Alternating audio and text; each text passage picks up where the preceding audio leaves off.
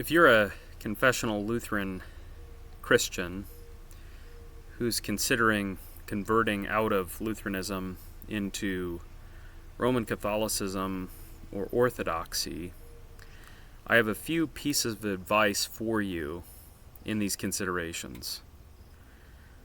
Number one, avoid false frames. You'll often hear Roman Catholic and Orthodox apologists pigeonhole their interlocutor by making them defend Protestantism more broadly considered. Others, perhaps more sophisticatedly, will try to commit a confessional Lutheran to defending magisterial Protestantism or classical Protestantism, so-called. And I would just recommend every confessional Lutheran reject this frame, whether it's coming from Roman Catholics or Orthodox or other Protestant groups. You do not subscribe to some broader Protestant confession. You are not a magisterial Protestant. You are not a classical Protestant. You are a confessional Lutheran. And the presuppositions and the views that the Lutheran confessors had of their own project was quite dissimilar to what Zwingli thought he was doing, or what the Reformed thought they were doing, certainly what the Anabaptists and the Sacramentarians thought they were doing. So reject the false frame.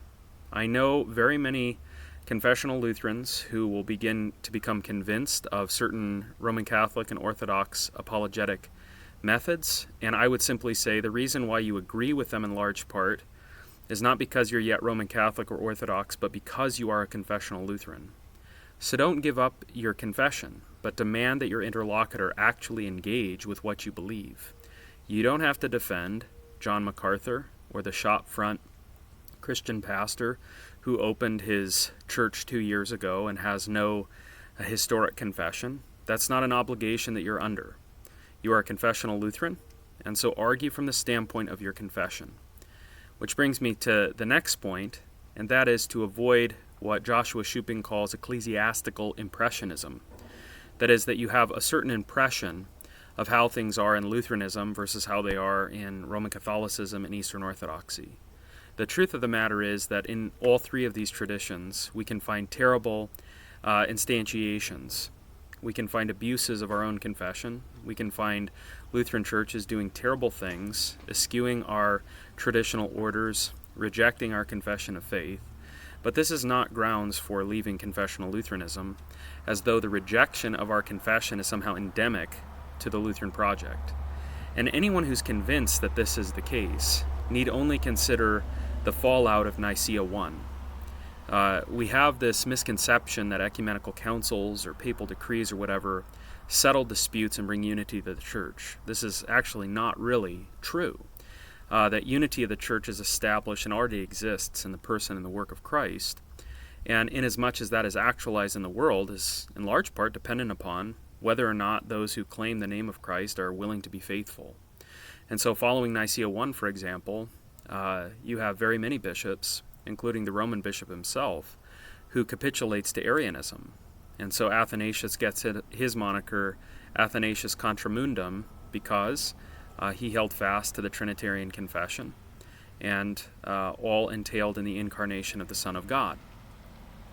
So don't fall for ecclesiastical impressionism, that is to say, to look at externals merely and think, well, because the faith seems to be instantiated with relative uniformity in orthodoxy because of canonical subscriptions to particular liturgical forms, therefore they have no disunity. This is just not true, and it's not unique to orthodoxy either. I'd say that the problem with individual parishes and priests, be they Roman Catholic, Eastern Orthodox, or Lutheran, not actualizing what they actually profess to believe is just a problem generally that arises not necessarily from a theological system as much as it does from the sinful flesh. So don't fall for these kind of impressionistic ideas, but as Will Whedon advised in one of his videos when he is commending Lutherans to remain Lutheran, you must compare the ideal to the ideal. Don't compare a terrible Lutheran reality like some open communion women lector church to the ideal of orthodoxy, but compare the ideal of Lutheranism to the ideal of Orthodoxy or the ideal of Roman Catholicism. And then perhaps compare the best of a reality in Lutheranism to the best of the reality in Rome and the East, and make your evaluations in this regard and in no others. The last thing that I might say is to dig into your historic confessions and dig into your Lutheran theologians, because the issues that very many Lutherans wrestle with regard to some of these questions have been answered in the past. And so we're not, let's say, anchorless in our considerations, but we have a robust tradition in Martin Chemnitz, Johann Gerhard, Martin Luther, Philip Melanchthon, to say nothing of the 1580 Book of Concord, and the very many other resources that are translated into English and are made available to us. So make consideration of those historic confessions and avoid, this would be the third part, falling prey to oversimplified arguments against the Lutheran positions, as that Luther inserted the word alone into Romans chapter 3. It's such a reductionistic evaluation of what Luther did in his translation, and isn't even aware, let's say, of the particles that are mentioned in the Formula of Concord. That is, faith alone is simply another way of saying by grace or without works, expressions which are clearly in the sacred scriptures. So Luther's not adding something to the text, but is simply clarifying the meaning of faith, which St. Paul says is not working in Romans 4. Or these arguments about Luther's use and appropriation of certain New Testament books. Luther is not the first one to scratch his head over James. You can read Eusebius's History of the Christian Church, and he does the same thing. And lest anybody say, well, these questions were settled, that wasn't the case. You get the formalization of the canon in the Council of Trent, but what Luther was doing was nothing unique to himself. You can find the same line of argumentation in other theologians outside of those immediately related to the Lutheran reformers who are making assessments of certain books in the New Testament and are likewise speaking of the apocryphal books in the way that the Lutheran Church does to the present. And that's the other thing also, that Lutherans don't subscribe to the whole Bible. You can read St. Athanasius' 39th Festal Letter and see that his canon list is basically that of the Confessional Lutheran. Same thing with Cyril of Jerusalem. And so these ideas and these, let's say, triumphalistic apologetics from Roman Catholics and Orthodox apologists are in many ways oversimplified. And we get captivated by them because there is a certain kind of rigor and confidence that goes along with them. But we need to do better, scratch beneath the surface. And again, I can't reiterate this enough. Don't let yourself be trapped by false frames. You needn't do that. Let's say, defend the faith from the basis of your own confession and demand that your interlocutors do the same. Maybe here's a bonus consideration, although it's filed under the third piece of advice, which is don't, let's say, be swooned by simple arguments. Very many times you'll hear Roman Catholics or Orthodox apologists say there were no Lutherans prior to the 16th century.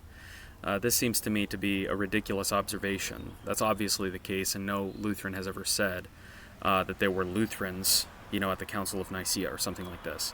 But we also need to recognize that the observation is like saying there were no Christians when the people following Christ were called the Way. That's also true, right? And there is no evidence in the sacred scripture that Christians were, let's say, designated by the moniker Catholic or Orthodox either.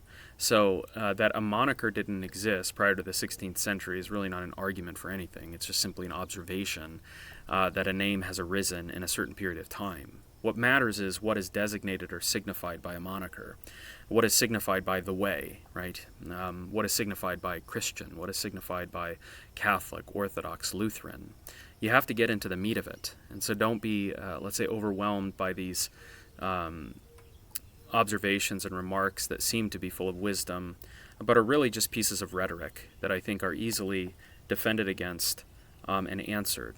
So there it is. Now, here you have behind me the scenic inland northwest. Everybody always gives me a bad time because Blessed Sacrament Lutheran Church has these ads on Brief History of Power, and it's true.